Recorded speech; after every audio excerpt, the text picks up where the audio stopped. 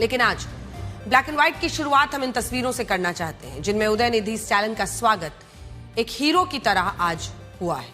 ये उदयनिधि स्टैलिन, उन्हें फूल मालाएं पहनाई गई, नारे लगाए गए, समर्थकों ने जश्न मनाया और ये भी तब हुआ जब आज सुबह तक उदयनिधि स्टैलिन की खूब आलोचना हो रही थी। लोग पूछ रहे थे कि वो एक महिला को लेकर इतनी निम्न स्तर की बात कैसे कह सकते हैं। ये वही मामला है जिसमें उदयनिधि स्टैलिन ने तमिलनाडु के मुख्यमंत्री थलपति विजय को निशाना बनाने के लिए अभिनेत्री त्रिशा कृष्णन को लेकर आपत्तिजनक टिप्पणी की थी, क्योंकि दोनों की दोस्ती है और ऐसा लग रहा था कि लोगों में उनके खिलाफ गुस्सा दिखेगा और उनकी आलोचना की जाएगी। लेकिन इन तस्वीरों ने आज एक नई बहस छेड़ दी है और यहां से एक खतरनाक राजनीतिक ट्रेंड भी देखने को मिला है। कदम कदम पर जो खबरें आ रही हैं वो बहुत सारे प्रश्न खड़े। एक ऐसा ट्रेंड जिसमें पहले एक नेता आपत्तिजनक बयान देता है, वो भी एक महिला के खिलाफ, फिर उसके खिलाफ कानूनी कार्रवाई ऐसी होती है कि उसको अरेस्ट ही कर लिया जाता है और उसके बाद वही नेता खुद को पीड़ित बताने लगता है और आखिर में गिरफ्तारी को ऐसे पेश किया जाता है मानो उसने कोई बहुत बड़ा बलिदान दिया। यानी असली मुद्दा पीछे छूट जाता है और पूरी बहस गिरफ्तारी पर आकर टिक जाती है। यही लोकतंत्र के लिए सबसे हैरानी वाली बात है। गिरफ्तारी सही है गलत है ये तो कोर्ट तय करेगा। यहां यह भी सोचिए कि अगर गिरफ्तारी किसी जनहित के आंदोलन, किसी बड़े सिद्धांत या जनता के अधिकारों की लड़ाई के लिए हुई हो तो उसे अलग नजर से देखा जा सकता है। लेकिन यहां पे मामला क्या था? मामला किसी महिला के सम्मान को ठेस पहुंचाने वाली टिप्पणी का हो तो वहां सबसे पहले आत्ममंथन होना चाहिए, ना कि विजय जुलूस। और वो भी अभिनेत्री त्रिशा पर हमला क्यों हुआ? सिर्फ इसलिए क्योंकि वो मुख्यमंत्री विजय की दोस्त है। जिस दिन राजनीतिक पार्टियां, उनके समर्थक अश्लील भाषा पर शर्मिंदा होने के बजाय उसका राजनीतिक उत्सव और जश्न मनाने लगे, उस दिन लोकतंत्र में संवाद की जगह सिर्फ शोर बचता है। और ये तस्वीरें वही बता रही हैं, पहले देख लीजिए।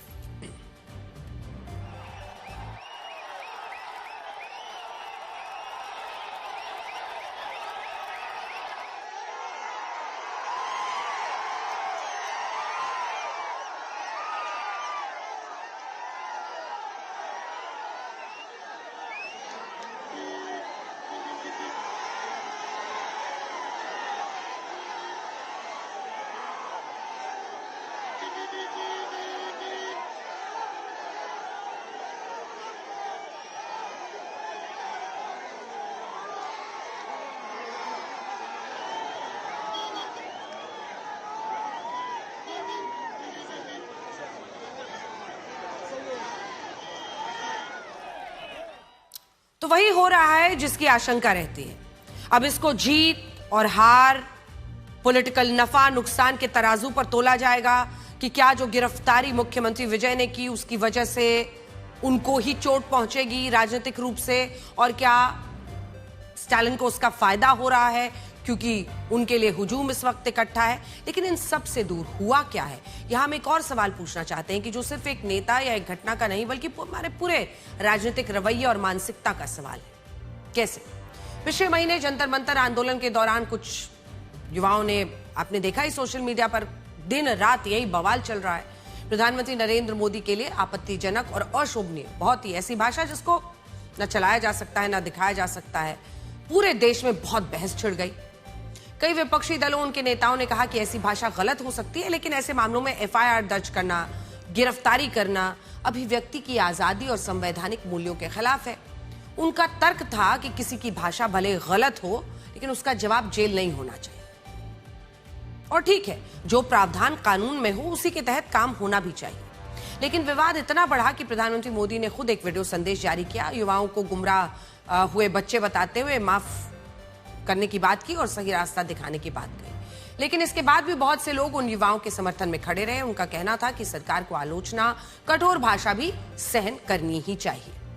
लेकिन अब आज की घटना देखिए। आज तमिलनाडु में पूर्व मुख्यमंत्री उदयनिधि स्टैलिन को पुलिस ने गिरफ्तार कर लिया। उन पर आरोप है कि उन्होंने एक रैली में जो मुख्यमंत्री विजय की दोस्त है अभिनेत्री त्रिशा कृष्णन, उनको लेकर अश्लील टिप्पणी की। डबल मीनिंग में इतना भद्दा बयान दिया है कि वो बयान हम आपको बता भी नहीं सकते। यही नहीं, इस टिप्पणी को मुख्यमंत्री सी जोसेफ विजय से जोड़कर देखा गया और बयान सामने आते ही पूरे तमिलनाडु में विवाद खड़ा हो गया। और आप तो जानते ही हैं, किसी के खिलाफ एक बयान और उस बयान के बाद कैसे सोशल मीडिया पर तरह तरह से किसी को जलील करने के लिए उसका दोनों ही तरफ के नैरेटिव वाले लोग इस्तेमाल करते हैं। तो आइए अब आपको बताते हैं, पार्टी टीवीके के कुछ नेताओं ने उदयनिधि स्टैलिन के खिलाफ एफआईआर दर्ज कराई और एफआईआर दर्ज होने के कुछ ही घंटों के अंदर पुलिस उनके घर पहुंची, उन्हें गिरफ्तार किया गया। ये अभिनेत्री त्रिशा है जिन्हें आप देख रहे हैं। एक बात देखिए, बिल्कुल साफ है, हम ये बिल्कुल नहीं कह रहे कि उदयनिधि स्टैलिन पर कार्रवाई होनी चाहिए या नहीं होनी चाहिए।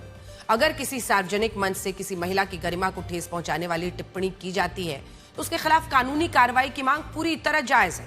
भाई अगर कोई कंप्लेंट करता है, पुलिस उस हिसाब से एक्शन ले। कई लोग ये भी कह रहे हैं कि गिरफ्तारी अचानक कर लेना, क्या ये सही है? क्या ये बदले की भावना से पिछली सरकार पर हमला नहीं है जो मुख्यमंत्री विजय कर रहे हैं?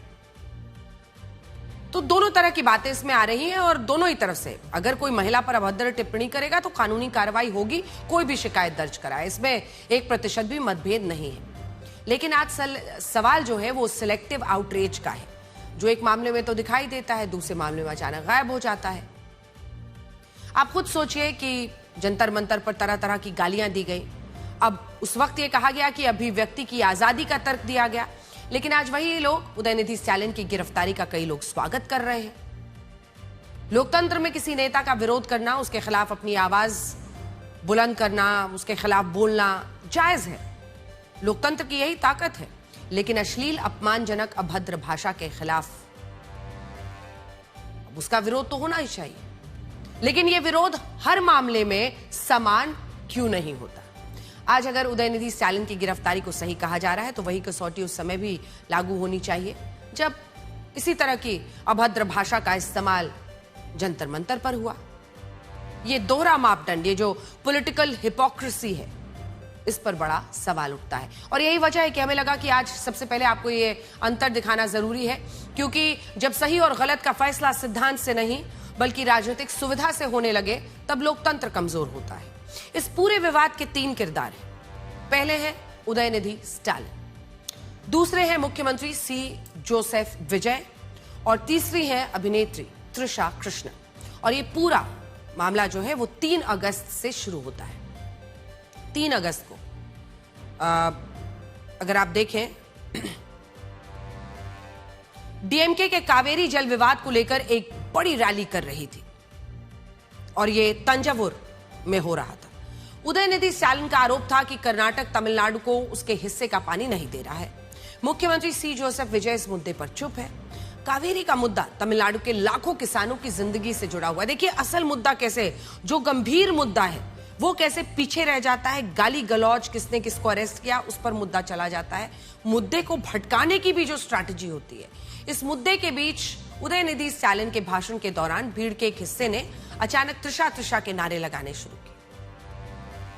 उस वक्त उदयनिधि स्टैलिन चाहते तो भीड़ को तुरंत रोक सकते थे, कह सकते थे कि हम यहाँ किसानों, कावेरी के मुद्दे पर बात करने आए हैं, किसी महिला पर टिप्पणी करनी सही नहीं है। वो ये भी कह सकते थे कि हमारी शिकायत मुख्यमंत्री विजय के खिलाफ है, एक अभिनेत्री का यहां पर नाम नहीं लिया जाना। लेकिन ऐसा नहीं हुआ। पहले मुस्कुराए, उसके बाद उन्होंने ऐसी टिप्पणी की जिस पर अफसोस जताने के लिए भी शब्द कम पड़ जाएंगे। अगर डबल मीनिंग की सारी सीमाओं और मर्यादाओं को लांघकर कोई बयान दिया जा सकता है तो वो बयान उदयनिधि स्टैलिन ने दिया और इसी बयान के बाद विवाद भड़क गया और आज उदयनिधि स्टैलिन की गिरफ्तारी हुई है। पहले ये बयान सुनिए। ஆனா இன்னைக்கு ஒரு சொட்டு தண்ணீர் கூட வரல. ஆனா இத பத்தி இன்னைக்கு இருக்கக்கூடிய முதலமைச்சர் வாயை திறந்து பேசுறாரா? பேச மாட்டேங்கிறாரு. அவருக்கு இருக்கக்கூடிய ஒரே கவலை என்ன? திமுக மேல என்ன பொய் வழக்கு போடலாம், என்ன பொய் கேஸ் போடலாம்.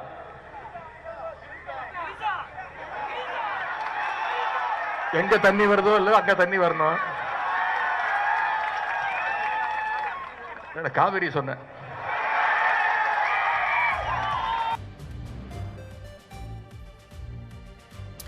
जिस एफआईआर के आधार पर उदयनिधि स्टैलिन को गिरफ्तार किया गया वो मुख्यमंत्री सी जोसेफ विजय की पार्टी टीवीके की एक महिला नेता की शिकायत पर दर्ज हुई थी।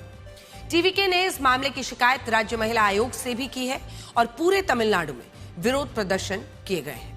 वहीं दूसरी तरफ डीएमके भी इस गिरफ्तारी को राजनीतिक बदले की कार्रवाई बता रही है। उदयनिधि स्टालिन का कहना है कि उन्होंने किसी का नाम नहीं लिया था और उनके बयान को गलत तरीके से पेश किया गया। उनका यह भी दावा है कि उनके खिलाफ लगाए गए सभी आरोप निराधार हैं। हालांकि वो इस बात से कैसे इनकार कर सकते हैं कि वहां पर त्रिशा के नाम के नारे लगाए गए और उसके बाद उन्होंने ये कमेंट किया। सुनिए।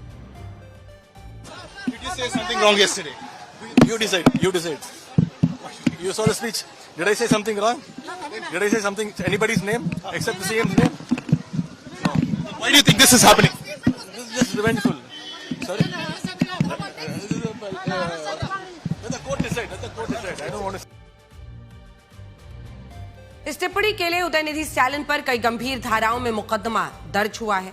यानी अगर अदालत इन धाराओं में उदयनिधि स्टालिन को दोषी मान ले तो वो कम से कम 7 साल के लिए जेल में जा सकते हैं। हालांकि मद्रास हाईकोर्ट ने उन्हें स्टेशन बेल पर रिहा करने के आदेश दे दिए हैं। इसका मतलब यह हुआ कि पूछताछ के बाद पुलिस स्टेशन से ही उदयनिधि स्टालिन को आज जमानत दे दी गई और कल वो तमिलनाडु के विधानसभा सत्र में शामिल हो सकते हैं। यहां इस बात को भी याद रखिएगा कि उदयनिधि स्टालिन पूर्व मुख्यमंत्री करुणानिधि के पोते हैं, जिनकी सरकार पर आज से 37 साल पहले जयललिता को विधानसभा में अपमानित करने का आरोप लगा था। तमिलनाडु की राजनीति में हमेशा यह चर्चा होती है कि प्रतिशोध में जो भी सत्ता में आता है वो अपने विरोधी को तुरंत ही किसी ना किसी बहाने जेल पहुंचाता है, टारगेट करता है, उसके खिलाफ ऐसी कार्रवाई करता है जिससे एक मिसाल बने। अब देखिए, उस वक्त 25 मार्च 1989 को विधानसभा में मुख्यमंत्री करुणानिधि जो है वो बजट पेश कर रहे थे। विपक्ष ने पहले जयललिता के इस्तीफे और उससे जुड़े विवाद को लेकर हंगामा शुरू किया। बहस के दौरान जयललिता ने करुणानिधि पर तीखे आरोप लगाए और दोनों पक्षों के विधायक अपनी अपनी सीटों से उठकर आमने सामने आ गए और देखते ही देखते सदन में धक्का मुक्की, कागज फेंकना, माइक उखाड़ना, हाथापाई की स्थिति बन गई। इसी अफरा तफरी के दौरान जब जयललिता को सुरक्षा घेरे में लेकर सदन से बाहर निकाल रहे थे, तब जयललिता ने आरोप लगाया कि तत्कालीन डीएमके मंत्री दुरई मुरुगन ने उनकी साड़ी पकड़कर खींची। उनका आरोप था कि उस वक्त उनकी साड़ी का पल्लू फट गया, सेफ्टी पिन निकल गई और उन्हें चोट भी लगी। बाद में उनकी फटी साड़ी वाली तस्वीरें पूरे देश में देखी गई, जिसने इस घटना को ऐतिहासिक बना दिया था और हमेशा इसकी चर्चा होती है। जब भी राजनीतिक प्रतिशोध की बात होती है तो ये जरूर सुनाया जाता है। और आज जब उदयनिधि स्टालिन ने अभिनेत्री त्रिशा कृष्णन को लेकर आपत्तिजनक और डबल मीनिंग बात कही है तो लोग इस घटना को फिर से याद कर रहे हैं।